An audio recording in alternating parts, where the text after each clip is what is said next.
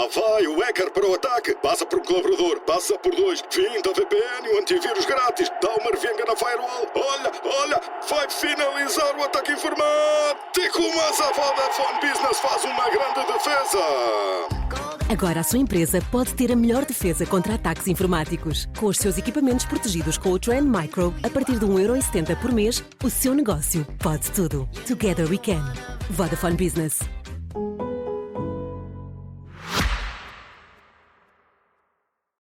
Antes, pelo contrário de hoje, com Pedro Delgado Alves e Pedro Gomes Sancho. Muito boa noite a ambos, sejam muito bem-vindos. Pedro Delgado Alves, vamos começar precisamente por aqui, pelo facto do Procurador-Geral da República ter recusado prestar esclarecimentos sobre as escutas que envolvem António Costa. Aqui chegados, pode o Procurador permanecer em silêncio ou antes, pelo contrário, exige cada vez mais explicações? Temos mesmo convocar o nome do programa, antes, pelo contrário, é mesmo aqui o caminho, ou seja...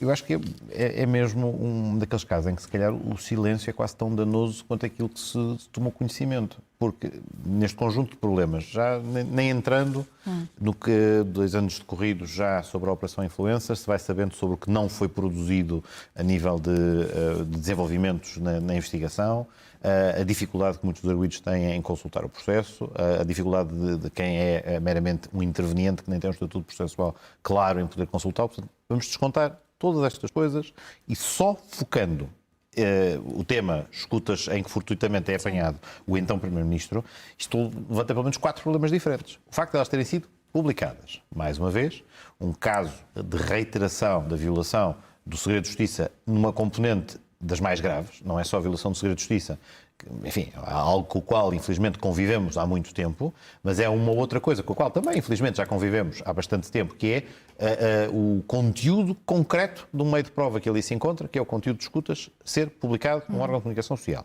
Primeiro.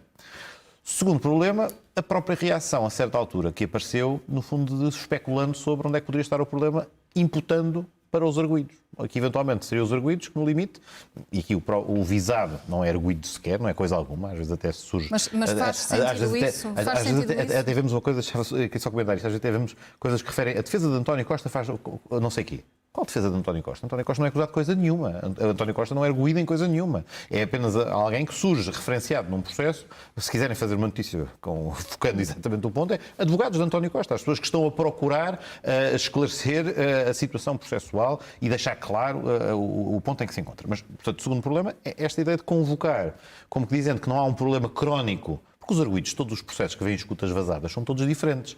Qual é o elemento comum que encontramos em todos eles que já deveria ter solicitado ou já deveria ter desencadeado medidas para prevenir que isto acontecesse? É do lado de quem está a conservar e quem está a guardá-las. Terceiro problema, este é mais antigo, tem a ver com a validação de algumas destas escutas ou a não validação de algumas delas no STJ e depois a dúvida que tem a ver com todas elas, que é porque é que decorridos já 2 anos, não sobre a escuta, mas sobre o momento em que o processo se tornou público. Se recuarmos um bocadinho mais atrás, decorrido ainda mais tempo do momento em que as interseções tiveram lugar, se conclui que não há relevo rigorosamente nenhum para a investigação, e se há uma coisa a notícia aparentemente demonstra, é isso mesmo, nenhuma daquelas coisas que aqui vem a lume tem remotamente a ver com o que é o objeto, ou os 3 objetos dos processos em causa. Porquê é que não estão destruídas, como deve acontecer quando se constata que acabam por só ter uma utilidade de voyeurismo dentro, enfim, de conversas telefónicas que pessoas tiveram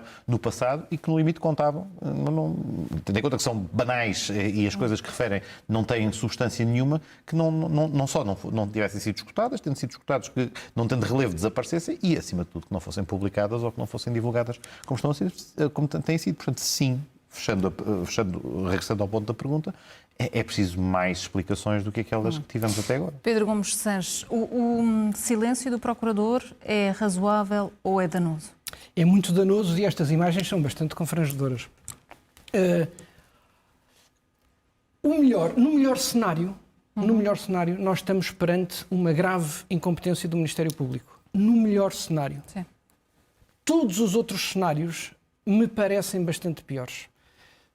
10 partidos populistas não causariam um dano à democracia como políticos suspeitos, políticos corruptos, e 10 partidos populistas não causariam tanto dano ao Estado de Direito quanto uma justiça porosa, incompetente e inconsequente. A isto soma-se aqui um papel que não é brilhante por parte da comunicação social. E eu vou pegar numa palavra do Pedro, a ideia do voyeurismo. É realmente tentador publicar tudo aquilo a que se tem acesso. Mas isto é muito danoso para uma sociedade democrática e liberal. Primeiro porque há aqui um padrão que não é de agora, já vem de trás, de abuso das escutas. As escutas devem ser uma exceção e não uma regra. Devem ser um mecanismo complementar e não uma forma de se descobrir aquilo que se está a investigar. Ongoing. Sim. Depois, por outro lado, acaba por ser, eu recordo o caso da Face Oculta, onde foram destruídas escutas por ordem de Pinto Monteiro e de Noronha do Nascimento, que envolviam José Sócrates e Armando Vara. Nesse processo, Armando Vara foi condenado, José Sócrates viu as escutas destruídas e pouco tempo depois estas duas figuras estiveram presentes na apresentação de um livro de José Sócrates. O que mostra uma promiscuidade que é inquietante do ponto de vista da separação de poderes. Portanto, há um benefício percepcionado dos poderosos que o povo português não percebe. Terceiro ponto. Há, de facto, e aqui estou completamente de acordo com o Pedro, um prejuízo dos visados. Não há direito de se publicarem. Nós gostamos muito de falar de transparência, mas nós não podemos admitir a transparência total. A transparência total é a nudez. E a nudez não é qualquer coisa que convenha ao pudor. Há conversas que se têm em privado que não são para ser públicas. E nesta voragem acaba por estar... Eu via uma conversa entre o João Galamba e a mulher, ali com referências até admitindo a possibilidade de estarem a ser escutados. Os badoches estão a ouvir. Isto é absolutamente inaceitável. As pessoas têm direito à sua privacidade. E, portanto, esta porosidade do Ministério Público, por um lado, e a voragem da comunicação social, por outro, não contribuem em nada para um clima de confiança nas instituições que causam um grande dano à democracia e ao normal funcionamento das instituições. Portanto, espero que seja só incompetência e que o Procurador-Geral da República tenha a oportunidade de esclarecer tudo o que há para esclarecer. Eu sei que isto não é só do seu tempo, mas a justiça está na berlinda e se os políticos eu os posso afastar em atos eleitorais a seguir, no caso da justiça, não. E, portanto, quem é o guarda que guarda a guarda, não é? E, neste caso, isto é bastante preocupante porque é um dano na sociedade portuguesa. Aliás, já desde o tempo de Sócrates, nós temos isto como pano de cena na política portuguesa. Isto não é bom para ninguém. Pedro, vou insistir nesta questão que há pouco não me respondeu diretamente. Quando a PGR sugere que foram os próprios arguidos, que foram as próprias defesas dos arguidos a passar estas informações aos jornalistas, que sentido é que isto faz? Bom, há uma defesa que não teve acesso a coisa nenhuma, ou melhor, como dizia há instantes, há uma defesa que nem uma defesa é porque não há acusação de ninguém. Ou seja, quem faz a capa apenas tem advogados que estão a tentar evitar danos à sua esfera pessoal na sequência do envolvimento de tudo isto. O que é que a PGR pretende com isto, agora, então? No fundo, eu acho que é um elemento em que o comunicado que teria que tomar tinha que assumir como plausível, possível, pelo menos, a possibilidade de ser dentro de portas que o problema ocorre. Não estou a dizer que seja. Não tenho nenhum dado que me permita concluir isto. Mas o que eu estava a dizer instantes é nós temos vários casos de problemas em que alguém consegue aceder ao conteúdo de matéria que está em segredo de justiça, não significaria isto, e não é para este Procurador-Geral, é para os antecessores todos, é para as pessoas que mexem na matéria. Não deveriam existir medidas de segurança acrescidas hoje entre marcas de água, quando se trata de documentos, entre registros de acesso e de entrada para consulta de documentos. A Assembleia municiou-se de sistemas informáticos para as comissões parlamentares de inquérito para saber quem é que acede e haver um registro, um log de tudo isto.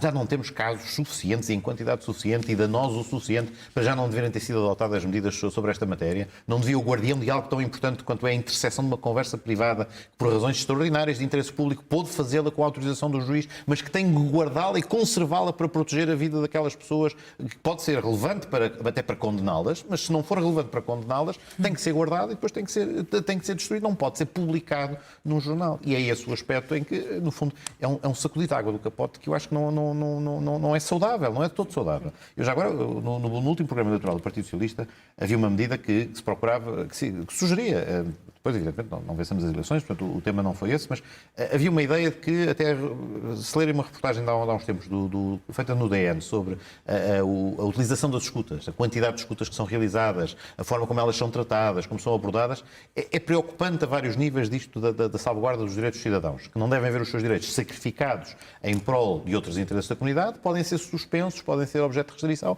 mas não podem ser sacrificados num altar, como muitas vezes são. Era importante refletir se não deveria haver um mecanismo, era isso que propunhamos e que está no programa eleitoral, um mecanismo qualquer de avaliação retrospectiva, como existe, por exemplo, para a violência doméstica. Ver o que é que no processo, não é no processo A ou B, ou X ou Y, mas é globalmente o sistema que garantias é aquele dado que só se fazem escutas quando são absolutamente necessárias, que há critérios rigorosos, quer para as apresentar, quer para os juízes autorizarem, que elas são ouvidas antes de serem transcritas e que depois os movimentos de validação têm lugar, e que há quem esteja efetivamente a guardar e a cautelá-lo. E o que propunhamos é até algo que não tenha qualquer interferência do poder político, ou seja, que seja uma comissão, uma instância qualquer, com representantes do Conselho Superior da Magistratura, do Conselho Superior do Ministério Público e da Ordem dos Advogados. Ou seja, não há ninguém nomeado pela Assembleia, não há ninguém nomeado pelo Governo. Os próprios elementos do sistema judiciário a trabalharem para garantir que há um controle de qualidade, que há um relatório anual que diz que foram feitas não sei quantas escutas, correspondentes a não sei quantas horas, em não sei quantos processos, e em todas elas esteve garantido que quem a elas acedia, a elas podia aceder. É preciso qualquer coisa para restaurar a confiança das pessoas, não só na justiça como um todo, mas muito em concreto nesta ideia de que não é por dar cá aquela palha que se faz uma escuta judicial ou que alguém está 4 anos a ser objeto de uma escuta. Esta ideia, eu evidentemente não sei o conteúdo do processo, não sei nada, mas só esta ideia de que alguém está 4 anos sujeito a ser escutado, é necessário haver um fundamento para se continuar a prorrogar a duração das escutas. Alguém é escutado até aparecer qualquer coisa, não há nenhum movimento para fazer uma acusação ou o que seja. Isto é aceitável numa sociedade democrática. É difícil de interiorizar. Pedro Gomes Sanches, se este tipo de medidas fazem sentido e se a PGR, ao lançar estas insinuações, se está de alguma forma aqui a tentar lavar as mãos de todo este caso? Sim, está, mas não tem como. Até porque, eu repito, isto não é só deste Procurador-Geral, isto já vem de trás. Nós tivemos acesso, ouvimos coisas no processo Face Oculta, no processo Marquês, no processo Tutti Frutti e Tutti Quanti. Estamos sempre a ter conhecimento de escutas que não devíamos ter conhecimento. Não há relações matrimoniais, relações familiares, relações de negócio e relações de amizade que sobrevivam a esta pornografia e a esta exposição. Eu devo recordar que o segredo de justiça, que normalmente é invocado para preservar o curso das investigações, tem outros 2 propósitos. Tem o propósito de preservar também os suspeitos e tem o propósito de preservar também as vítimas.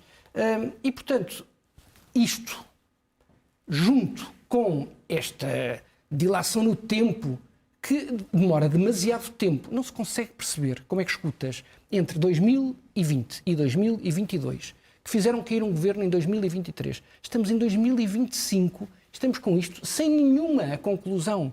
Portanto, isto arrasta-se no tempo, a exposição é cada vez maior e é absolutamente inconsequente. Quer dizer, António Costa supostamente é suspeito de prevaricação. E há, de facto, ali um tema crítico, do ponto de vista da justiça e do ponto de vista político, que são os 75 mil euros no gabinete do chefe de gabinete. Nada disto concorre para esta explicação.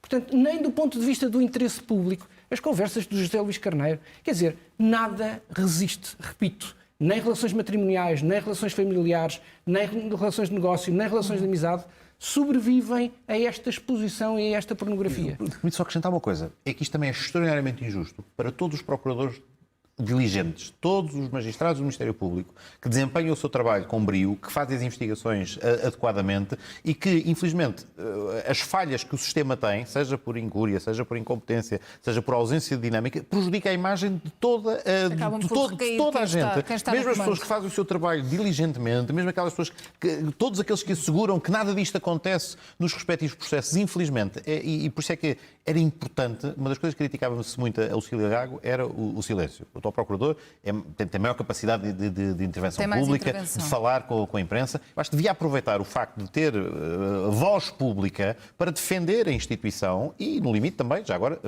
aquilo que referimos, adotar algumas medidas que pelo menos reconheçam que pode existir. Eu volto a só dizer, há só uma possibilidade. É só plausível, pelo menos, nem vou mais longe que isto, não é possível ir mais longe que isto, mas é plausível que possa haver um problema de conservação de elementos junto de quem elas estão à guarda. Isso também careceria de resolução. Vamos avançar para o tema das presidenciais, para estes últimos dias de pré-campanha, também para o debate de ontem, que ficou precisamente marcado também inicialmente por este tema. Pedro Delgado Alves, António José Seguro falou mais para os militantes do PS ontem, cumpriu? Eu acho que está a procurar, no espaço onde tem margem de crescimento, eu acho que, como temos já visto em vários debates, alguns com o Pedro, outros com o José Eduardo, à direita, o espaço da direita está mais sobrelotado, se quisermos. Portanto, é mais difícil a ocupação, ou pelo menos a definir com exatidão um discurso que seja abrangente para captar toda a gente. Portanto, as várias declinações da direita, todas praticamente têm candidato, e todos têm candidato praticamente todas. Mais ou menos. Mas, a direita foi fragmentada e incompleta. Foi fragmentada, mas está lá mais do que à esquerda. Ou seja, à esquerda, apesar de tudo, não há uma correspondência linear com todos os partidos, mas há um espaço, talvez, de uma candidatura, de candidaturas que se falavam que não se materializaram e cujo espaço ainda está ou cujo eleitorado, melhor dito, cujo eleitorado potencial ainda está por persuadir. Eu penso que tem havido um esforço da parte de António José Seguro para tentar ir um bocadinho mais a esse eleitorado do que no passado. Ouvimos-lo a falar de coisas, não só neste último, mas mais este último, por razões óbvias, talvez, mas mais no passado, a teoria dos ovos e dos cestos, não necessariamente concretizada sempre nesta ideia, mas a ideia de que um fator que para algumas pessoas pode ser relevante tem a ver com a concentração na mesma área política de várias instituições do Estado. E que é um fator e é um argumento que pode ser mobilizável, isto é, pode mobilizar eleitorado no âmbito não só do Partido Socialista, mas até mais à sua esquerda. Tem esse ativo. Eu acho que tem que saber aproveitar esse ativo. Mais do que Marcos Mendes, que está, não digo constrangido, pela sua circunstância, a sua circunstância de ser apoiado pelo partido do governo, que apesar de tudo, numas presidenciais, não é tão evidente quanto isso que seja uma boa notícia, ou seja, que traga muitos mais eleitores. Não acho que o governo esteja numa curva descendente ainda, ou seja, ainda beneficia um bocadinho do efeito analgésico do pós-eleições. Eu acho que as sondagens que temos visto para legislativas ainda mostram o governo em perda, mas isso também é normal depois de umas eleições haver um recuo. Vemos o Partido Socialista a recuperar em muitas delas, vemos o Chega ali a estagnar, mas não há um movimento de quebra, portanto não há um momento de que se possa dizer o governo aqui entrou em viragem e portanto isso se conta contra. Mas apesar de tudo, não há